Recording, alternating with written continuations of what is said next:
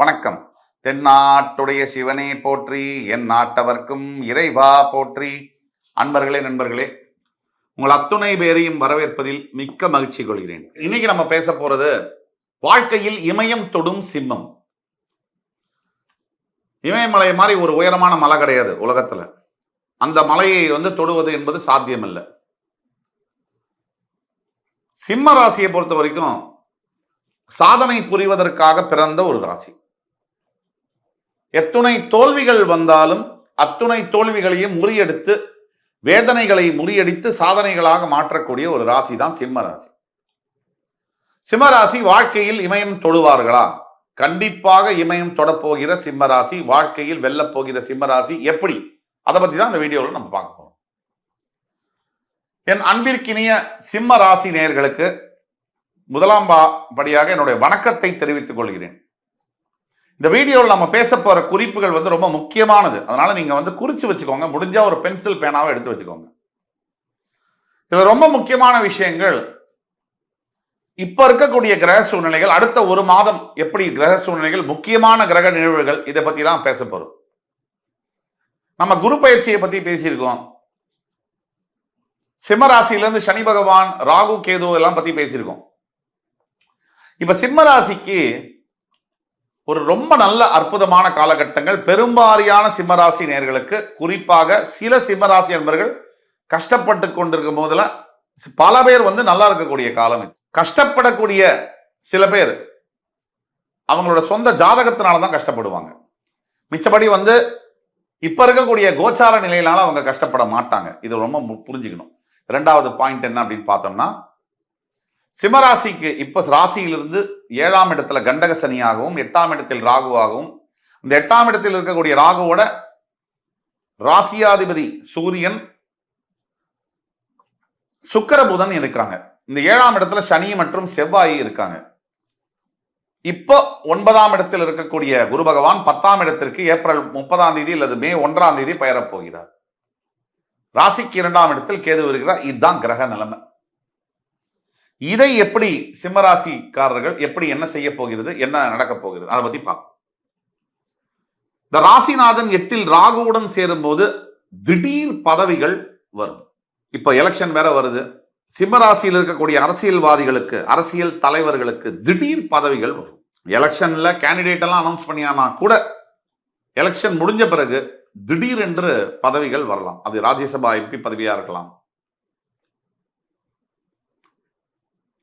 இல்ல வேற ஒரு சில பதவிகள் கட்சியில கூட இருக்கலாம். இது முதல் குறிப்பு.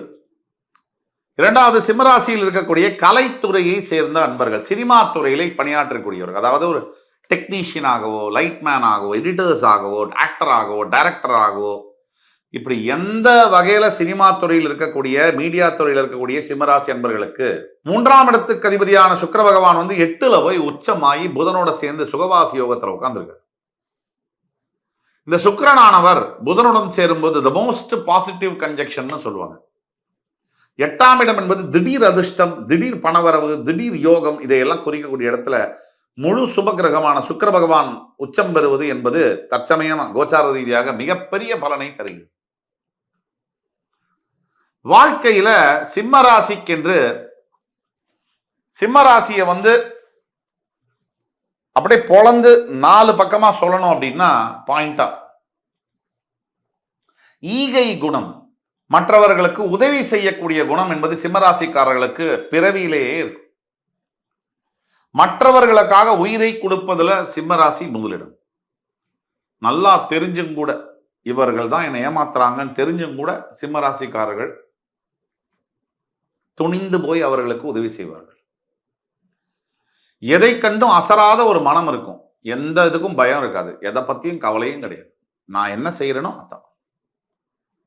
உச்சபட்ச பிடிவாத குணம் இருக்கும். அடிப்பட்ட இடத்திலேயே மறுபடி அடிப்படக்கூடிய ராசி சிம்ம ராசி. இந்த வீடியோ எப்படி எடுத்துட்டு போறோம்னு சொன்னா, இந்த வீடியோல இப்ப என்ன வாழ்க்கையில மாறப்போகிறது, உங்களுடைய அடிப்படை குணாதிசயங்கள்ல எந்த மாற்றங்கள் வந்தால் எதிர்காலம் நல்லா இருக்கும். அவ்வளவு முக்கியமான ஒரு பதிவு.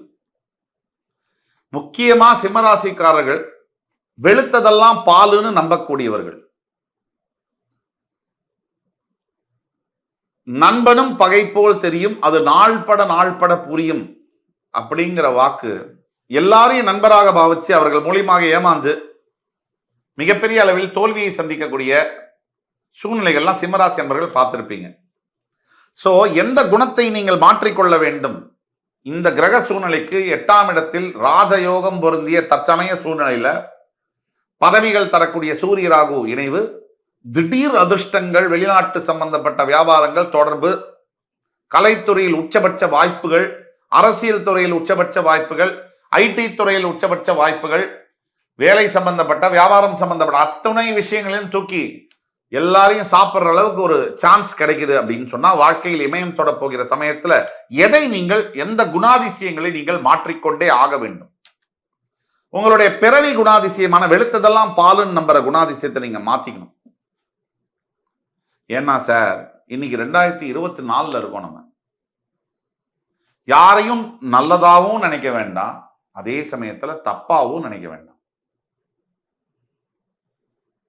ஆனா ஜாக்கிரதையா இருக்க வேண்டிய அவசியம் நமக்கு இருக்கு. ஏன்னா நமக்கு ஒரு குடும்பம் இருக்கு, குழந்தைகள் இருக்காங்க, நமக்குன்னு சில எதிர்கால வாழ்க்கைகள்லாம் இருக்கு. ரொம்ப உங்களுடைய பெருமைக்காக, அதாவது பேங்க் அக்கவுண்ட்ல 500 ரூபாய் கூட இல்லைன்னா கூட கடன் வாங்கி 5000 ரூபாய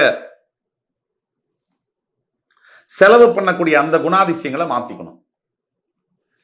சொல்றேன்னு தப்பா எடுத்துக்கூடாது, கோச்சுக்க கூடாது.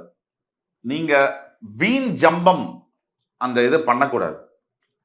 இந்த வரட்டு கௌரவத்தை நீங்க விட்டு கொடுத்தே ஆக வேண்டும்.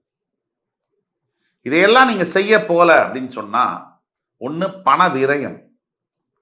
நீங்க யாருக்கிட்ட உங்களை பத்தி பெருமையா நினைக்கணும்னு இதெல்லாம் செய்றீங்களோ அவங்க ஒன்றும் பெருமையா நினைச்சு உங்களுக்கு எதுவும் ஆக போறது இல்லை.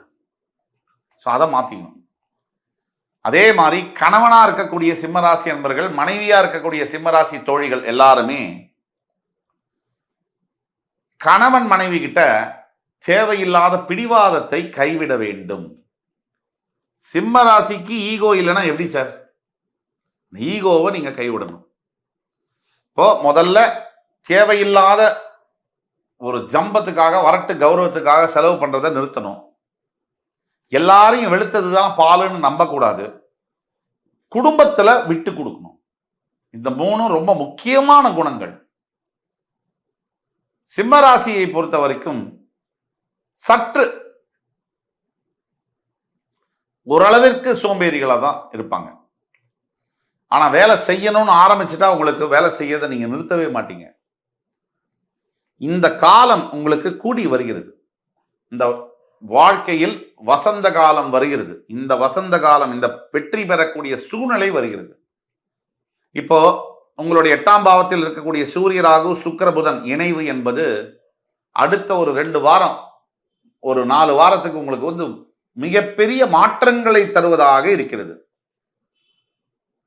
உங்களுடைய தனிப்பட்ட ஜாதகத்தில் உங்களுக்கு டவுட்ஸ் இருக்குன்னு சொன்னா கீழே கொடுக்கப்பட்டுள்ள வாட்ஸ்அப் நம்பரை எங்களை தொடர்பு கொண்டு உங்களுடைய ஜாதகத்தை துல்லியமாக கணித்து தர காத்து கொண்டிருக்கணும். நாங்கள் எங்கள்கிட்ட ஆன்லைன் ஃபீஸ் இருக்கு, ஆன்லைன்ல தான் கன்சல்டேஷன்.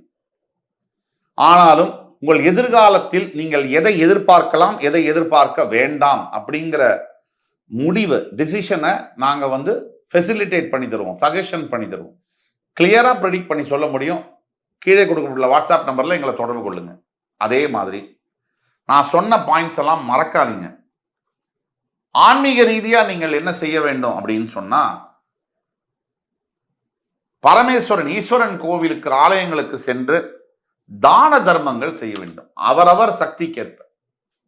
வசதியா இருக்கக்கூடிய சிம்மராசி என்பவர்கள் உங்களுடைய சக்திக்கு ஏற்ற மாதிரி அன்னதானம், வஸ்திர தானம் செய்யணும். கொஞ்சம் வசதி கம்மியா இருக்கக்கூடியவர்கள் உங்களால இயன்ற வகையில சிவ தொண்டு ஆற்றுவது, சிவன் கோயில்ல வந்து பூமாலை கட்டி தருவது, இல்ல நீர் குடத்துல எடுத்துட்டு போய் கொடுக்கறது, இல்ல ஒரு கோவில் பெருக்கிறது, கிளீன் பண்றதுக்கு ஹெல்ப் பண்றது, இப்படி சிவ தொண்டு ஆற்றுவது, இந்த மாதிரி செய்யும் பொழுது உங்களை பிடித்த அத்துணை தோஷங்களும் விட்டு விலகும் என்று கூறி, அடுத்து வரும் காணொளியில் வரும் முன்னே உங்கள் வாழ்க்கையில் பல சிம்மராசி அன்பர்கள் இமயத்தை தொடக்கூடிய வாய்ப்புகள் உங்களுக்கு வந்திருக்கும் என்ற நம்பிக்கையுடன் அடுத்து வரும் காணொளியில் மறுபடி சந்திக்கும் வரை உங்களிடமிருந்து விடைபெறுவது உங்கள் சுபாஷ் பாலகிருஷ்ணன். நன்றி, வணக்கம், வாழ்க வளமுடன்.